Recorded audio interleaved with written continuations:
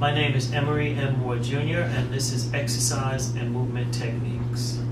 Today we're at Fitness Results with Jeff Shammah. Jeff, thank you for having us. Thank you. Appreciate being able to come through and ask you some questions. I know you've been training a very long time, and I know that you have been involved in health and fitness a very, very long time. So if you wouldn't mind sharing with us a little bit about your background, how did you get started training, period? Okay, besides the type of exercise you do as a young man playing in the schoolyards and baseball and normal athletic endeavors, I began seriously training at 14 with gymnastics. Okay. And that was basically 4 to 6 hours per day, 6 days a week, for the first 4 years before I began college. Doesn't sound like you have much of a social life outside of that. No, it's a good point. In the summers, I would go to a camp from June until August. So Monday through Fridays, I would train before high school, come into Manhattan, go back to Park Slope, Brooklyn. So you're a Brooklynite? Yes, grew up in Cobble Hill, Brooklyn. Nice, me too. And my family came in the 1950s to Brooklyn, and Okay. we emigrated here and began our family and our way in Cobble Hill, Brooklyn. Nice. So how long have you been training totally? I think this is the beginning of my 35th year, from 14 until I'm presently 48, and I'll be 49. So it's the very beginning of my 35th year. Teaching, it's the very beginning of my 30th year. Because from 14 to 19 was 5 years, and at the 5th year I had my first job at the YWCA. Okay. And that's when I began actually receiving a check and being paid to teach others exercise after the first 5 years. So you've done gymnastics, and then what else have you done? Have you done At the anything else? age of 23, after my gymnastics, I began to practice martial arts.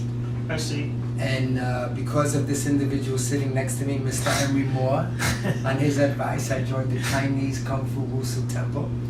And that is now entering its 26th year of being under Grandmaster Alan Lee. And together the two surmise my 35 years. For people who don't know, Grandmaster Alan Lee was probably one of the first people in the U.S. to teach non-Asians Kung Fu, and actually got into a little bit of a flack about it, but we'll get into that later in another episode. We may be able to actually get Mr. Lee if we're lucky on camera. But I'm really interested in, you have a long period of time, a span of time that you've been training. Obviously, you're getting a little bit older. Do you see any differences in your approach to training or the things that you're doing now, or is it just basically the same thing? No, excellent question. Major changes. I see. At the age of 35, I experienced a series of issues with my health, mentally, emotionally, and physically, Okay. that required that I change dramatically how I exercise. But first, I guess importantly, I come from a movement background of gymnastics and martial arts, and I learned in my 20s to lift weights, free weights. And I had been told as a young athlete that weights made you tight and stiff, and I learned it was not true. It was a matter of complementing a movement background with isolation. So you were looking for balance. Yeah, balance. And I assume if I were a person who isolated, then I would have needed movement. So I healed the discomfort in my joints by creating band-aids of support through isolated weight training to complement the years of movement and gross motion that I have done. So as you get older, do you feel that you'll pretty much stay on the same track, or I know with Kung Fu is something that people look forward to even into their older age. I know that Mr. Lee himself, Master Lee himself, is not a young man, and he still practices to a certain extent. So I guess what I'm trying to say is, you know, you have an emphasis now in fitness where you rarely see older people involved in fitness. In the advertisements, you don't see anybody over 30 years of age. For some odd reason, it's as if, you know, once you're out of 30, you don't appear in magazines, you don't appear in television, you don't appear. And so I think that the emphasis isn't on longevity, personally. And I'm wondering, as a professional to a professional, do you think that that's a good thing in terms of an approach? Do you think that you should keep people doing the same things in their 20s as you do in your 50s and 60s? Because I'm in my 50s now. For me personally, I guess when you're younger and you're stronger and you're healthier, the emphasis was on the physical. And as I grow older, the emphasis is on the internal, mental, and emotional. So Okay. similar to with the clientele, if they're younger, you build the foundation through physicality exercises, and they sort of become the alphabet of one's life.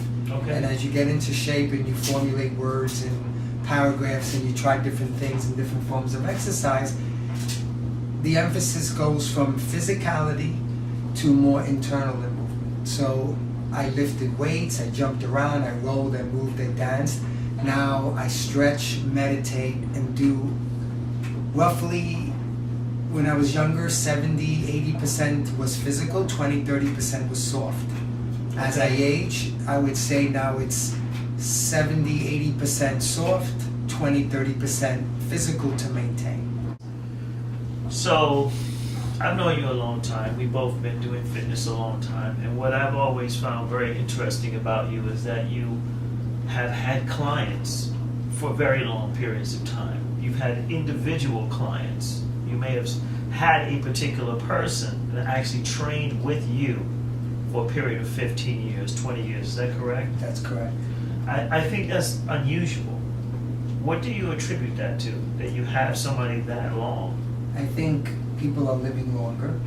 Okay. As a personal trainer, I practice what I preach. So because of the stages I've gone through as an athlete myself, and being well aware of what my future will look like if I don't make changes and adjustments, Okay.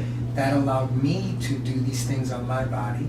And then older clientele recognize that I understand these concepts.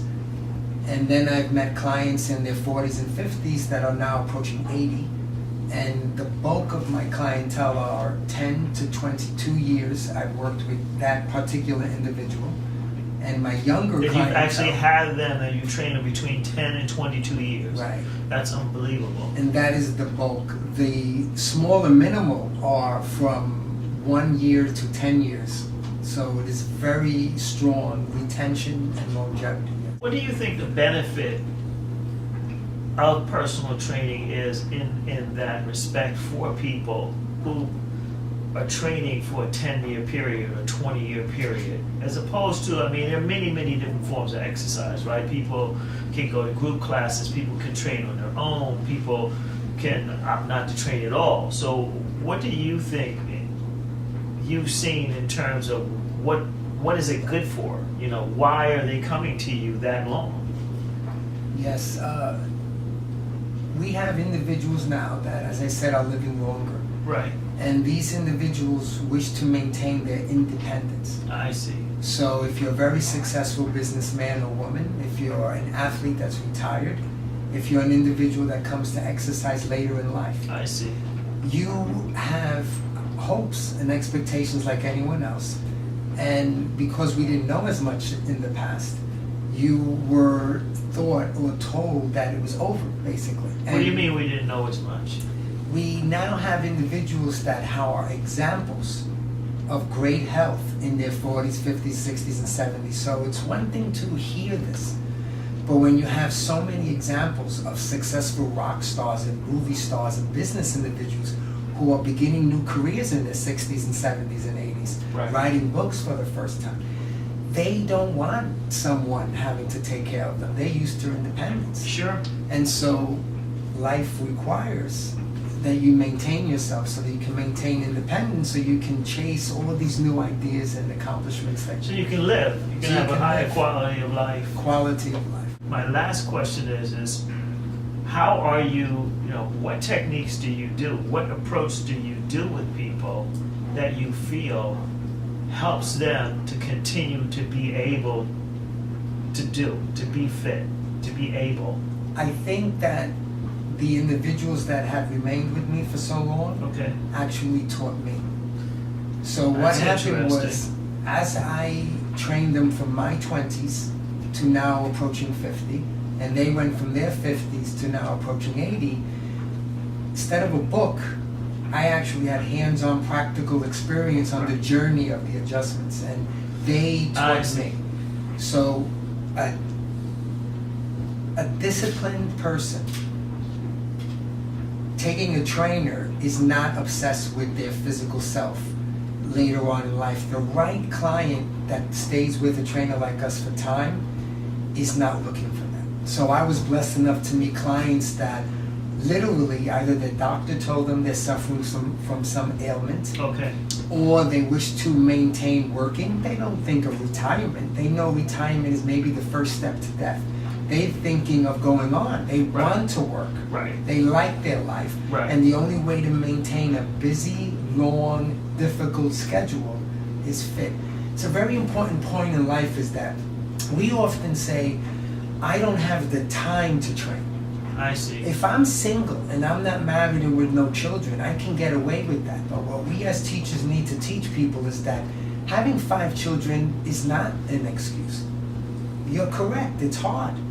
But my point is, because I'm single and I don't have responsibilities to others, I can get away with being out of shape. I see what you're saying. You actually don't have that. So You your say life- the more responsibility you have a family, you have a responsibility not only to yourself, but to those people to stay fit, because obviously if something happens to you, and if Yes. you're the provider, or just the emotional, horror of Yes. losing somebody who was your Yes. father, or mother, or what have you. Yes, exactly. The disciplined person that comes to me knows that it doesn't matter what the reason is.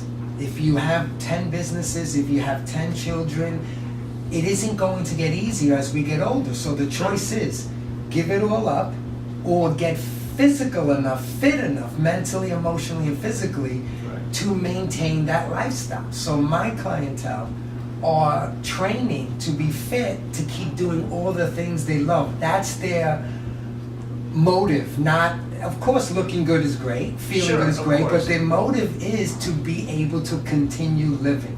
And that cannot happen no matter what the excuse or reason is. Only a fit person can handle a very difficult schedule.